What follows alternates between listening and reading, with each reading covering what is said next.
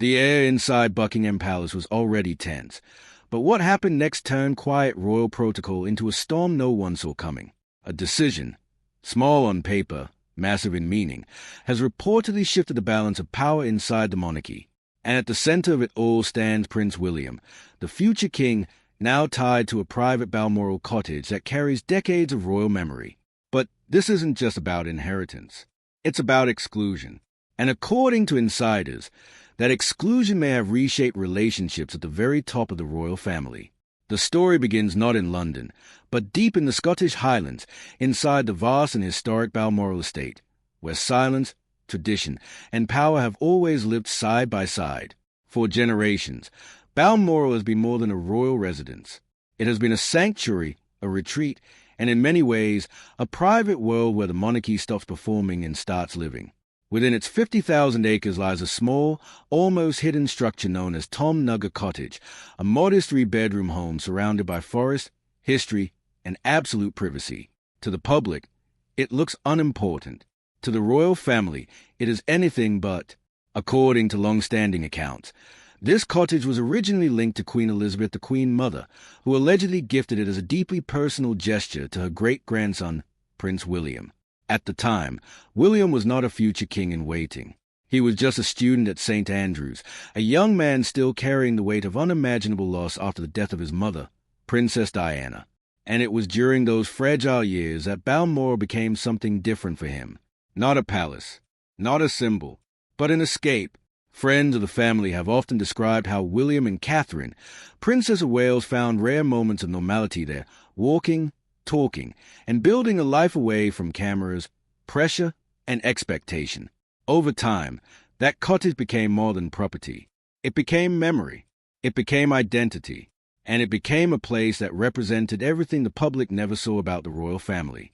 But beneath that peaceful surface, something else was forming, a structure of ownership, inheritance, and control that few outside royal circles ever fully understood.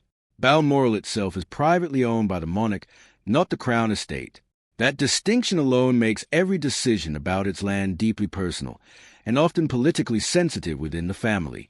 So when reports emerged that Prince William had officially been granted clearer access and reinforced ownership ties to the cottage, it immediately raised questions inside royal circles, not because of what he received, but because of who was reportedly left out. Queen Camilla. According to sources, Camilla was not granted access rights, ownership status, or formal involvement in decisions related to the cottage or its surrounding arrangements. And within the carefully structured world of the monarchy, that absence speaks louder than any announcement ever could. Because in royal tradition, what is not said often matters more than what is. Insiders describe the decision as quiet, but deliberate, not a public statement, not a formal declaration, just a rearrangement of access, authority, and legacy behind closed doors. And that is what makes this moment so explosive, because it suggests a monarchy not just preparing for the future, but actively redrawing its internal boundaries. To understand why this matters, you have to understand what Balmoral represents. It is where Queen Victoria once called a Highland a paradise. It is where generations of royals gathered away from public life. And it is where King Charles III spent some of his most defining private moments, both as a child and later as a monarch inheriting not just land, but legacy. Charles inherited Balmoral following the death of Queen Elizabeth II in 2022, along with a vast portfolio of royal residences and estates. But inheritance inside the monarchy is never simple. It is layered with tradition, expectation, and unspoken rules that go far beyond legal ownership. And according to palace watchers, this is where the current tension begins. Because in recent years, Charles has reportedly taken steps to simplify, reorganize, and redefine how royal properties are passed down and managed, not just for himself, but for what comes next, for William, for the future of the crown, and for the structure of the royal family after his reign. In that context, the cottage becomes more than a home. It becomes a statement, a signal of continuity, a marker of who belongs in the future framework of the monarchy and who does not.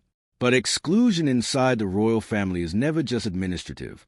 It is emotional, it is symbolic, and it echoes through generations. Sources suggest that within palace discussions, Camilla's absence from the specific arrangement has already become a quiet point of concern.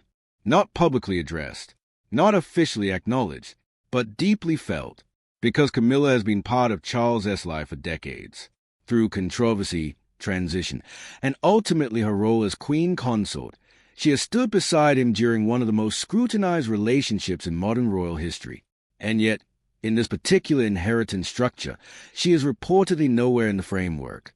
No stake, no role, no formal presence. And that silence is what fuels speculation.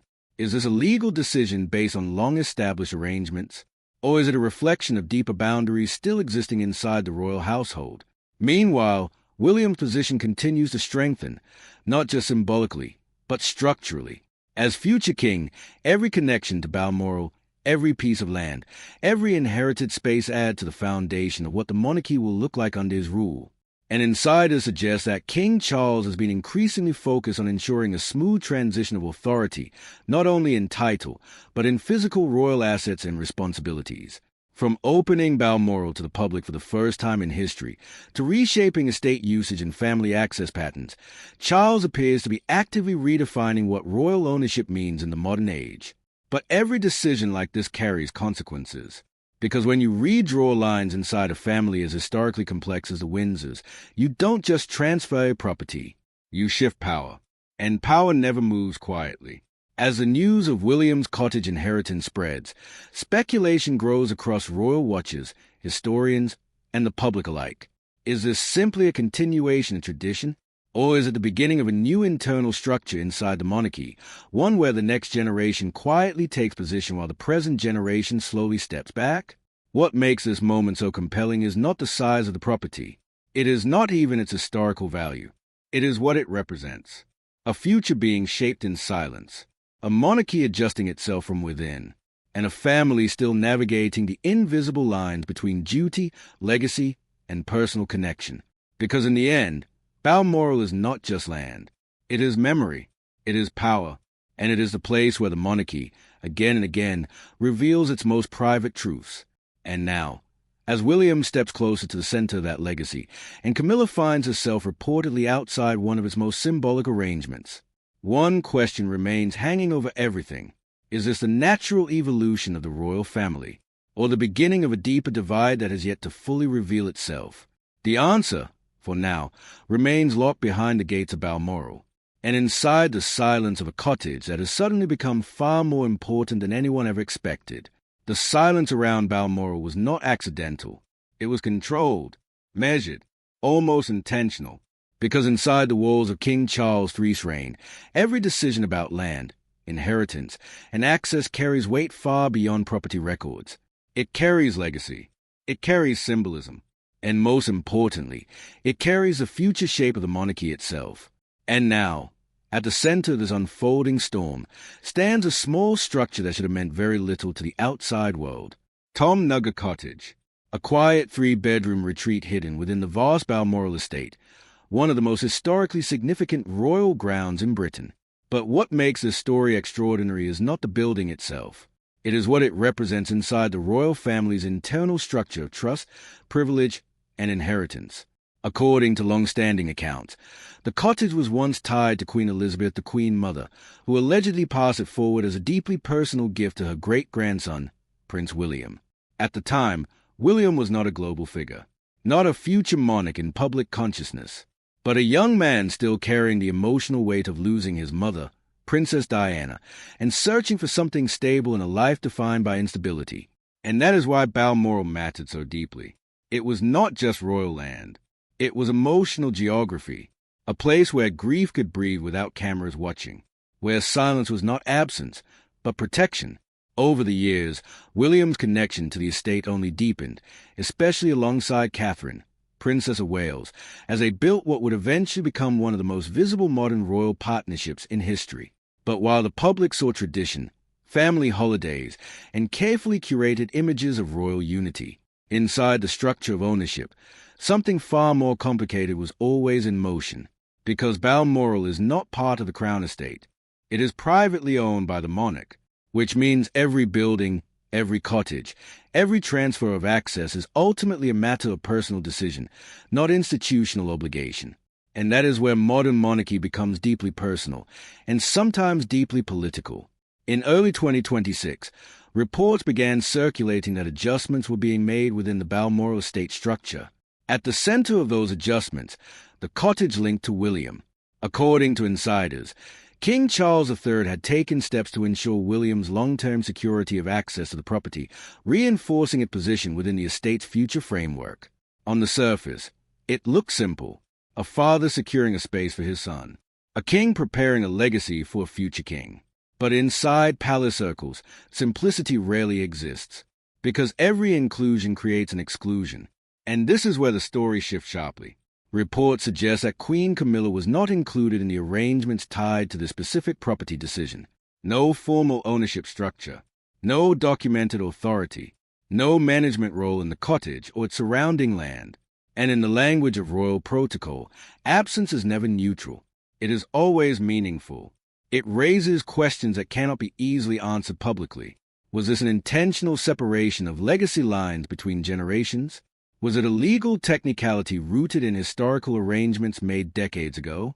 Or does it reflect something deeper, an internal boundary that still exists within the modern royal household? Palace insiders describe the situation in careful language. Not conflict, not dispute, but division of responsibility.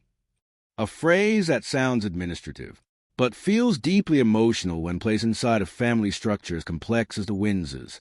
Because Camilla is not an outsider in the monarchy. She is the queen consort. She has stood beside Charles through decades of public scrutiny, transformation, and institutional rebuilding. And yet, in this specific arrangement, she is reportedly absent from the framework entirely.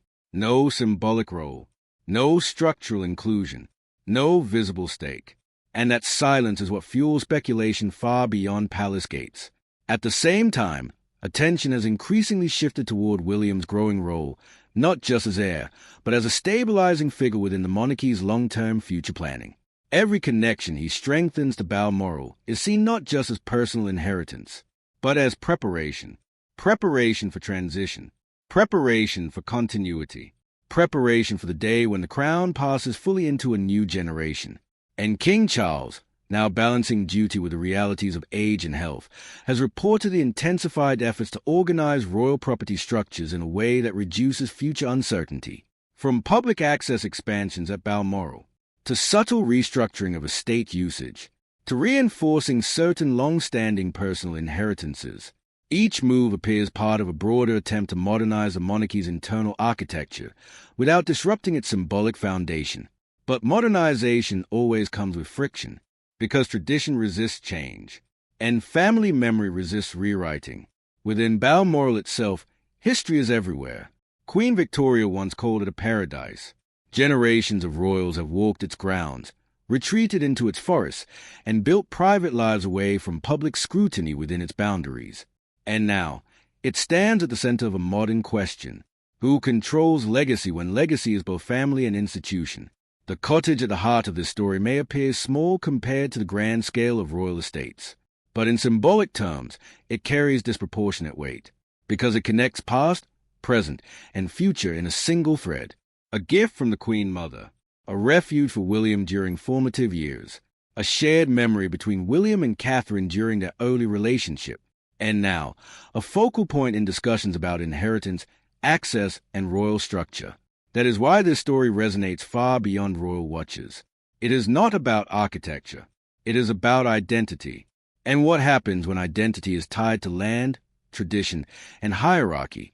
As speculation continues, one truth becomes increasingly clear. This is not a sudden conflict.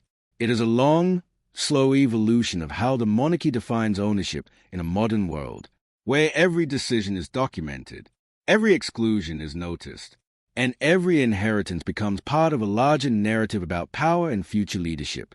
And yet, despite all the analysis, all the reporting, all the speculation, the royal family remains silent. No confirmation, no denial, no clarification. Just carefully managed distance between public curiosity and private reality. Because inside the monarchy, silence is not absence of action. It is strategy. And in that silence, Balmoral continues to stand, unchanged, historic, and deeply symbolic. a place where the past still lives, where the present quietly reshapes itself, and where the future of the monarchy is being drawn one unseen decision at a time. And somewhere within that quiet landscape, a small cottage has become more than just a building. It has become a signal, a boundary, and perhaps a glimpse into the next chapter of the royal family's unfolding story. And still, the palace does not speak, because in the world of the British monarchy, silence is never empty. It is controlled. It is deliberate. It is often the most powerful statement of all. Inside that silence, the story of Balmoral continues to unfold, layer by layer, decision by decision, without public confirmation and without direct denial from any senior royal voice. At the center of it all remains Prince William, now increasingly positioned not only as heir to the throne, but as a central figure in the monarchy's long-term continuity plan. And the cottage, small, private, almost hidden within the vast Balmoral Estate, has become a symbol of something far larger than property. It has become a marker of transition, a quiet line between generations, a space where legacy is no longer abstract, but physically assigned. For William, Balmoral has never been just geography. It is memory. It is grief. It is healing. After the death of Princess Diana, the estate became one of the few places where public expectation faded into distance, a place where a young prince could exist without constant performance. That emotional connection never disappeared. It simply matured into something more permanent. And now, that same landscape is tied to his future in a way that feels almost inevitable. But inevitability in royal life is never simple, because every inheritance creates tension somewhere else in the structure, and that is where Queen Camilla enters the center of speculation. According to reports circulating within royal commentary circles, her exclusion from any formal role in the cottage arrangement has become one of the most quietly discussed details inside palace networks. Not because it was publicly announced, but because it wasn't. In royal systems, absence of inclusion is rarely accidental. It reflects structure. It reflects hierarchy. And sometimes it reflects boundaries that even marriage does not fully dissolve. Camilla's position as queen consort places her at the heart of royal visibility. But visibility is not the same as structural control. And this distinction is now being closely examined in light of Balmoral's internal property arrangements. Meanwhile, King Charles III continues to navigate a monarchy that is both historical institution and modern public system. A monarchy that must now balance tradition with transparency, legacy with practicality, emotion with governance. Reports suggest that Charles has been increasingly focused on organizing royal assets in a way that reduces uncertainty for the next generation, not through public announcements, but through quiet internal restructuring that ensures clarity of ownership, usage, and future transition. Balmoral, in that sense, becomes more than a residence. It becomes a blueprint, a model of how royal property may be defined going forward, not as symbolic possession alone, but as structured inheritance with clearly defined boundaries. And within that structure, William's role becomes even more significant, because he is not just receiving property. He is being positioned within a framework that signals continuity, stability, and future authority. But even in carefully structured systems, emotion cannot be fully removed. And within the royal household, emotion often surfaces in the spaces between formal decisions. The cottage at Balmoral, quiet, personal, historically laid, represents one of those emotional spaces.